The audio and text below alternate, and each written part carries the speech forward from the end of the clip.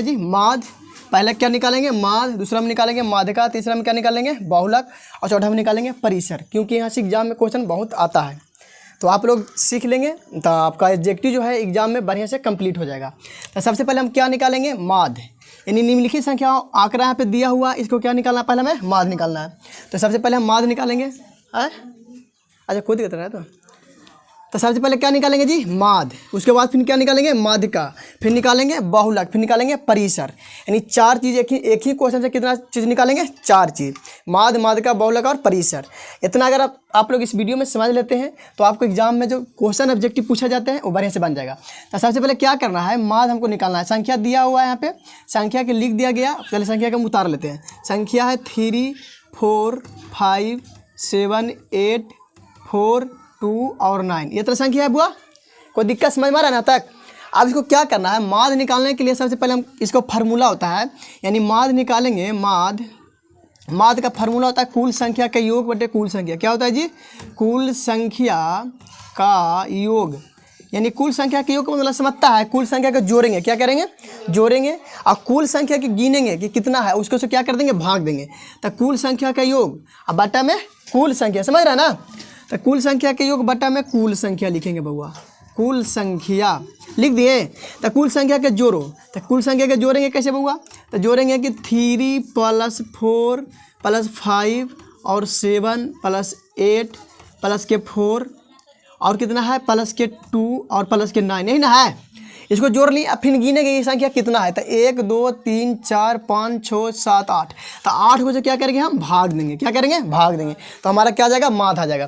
तो जोड़ेंगे 4 3 7, 7 5 12, 12 7 19, 19 8 कितना होता है जी 27, और 27 और 4 कितना होगा 31 2 33, 33 आया 1 9, 33 में कितना होता है 42, कितना हो जाएगा जी 42। अब बटा में कितना आ जाएगा 8 रहेगा ना, काहे कि 8 को संख्या है, कुल संख्या के जोड़ने पर आया 42 और 8 संख्या, तो 8 संख्या से क्या करेंगे भाग देंगे।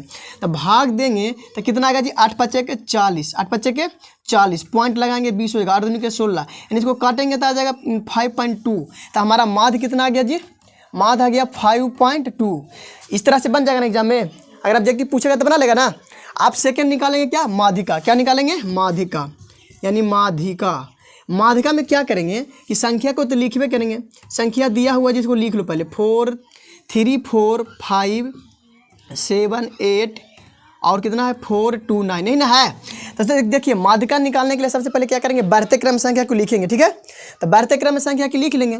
तो बढ़ते क्रम में कैसे लिखा जाता है, सबसे छोटका से ना बुआ, सबसे छोटका 2 है, उसके बाद क्या नहीं बोलो समय के 3 के बाद 4 के बाद 5 के बाद कितना है जी 7 है, 7 के बाद कितना है 8 के बाद कितना है 9 है, हो गया। लगता है एगो 4 छूट गया, डबल 4 ना है, एगो 4 छूट गया, देखो डबल 4 है बुआ, है ना।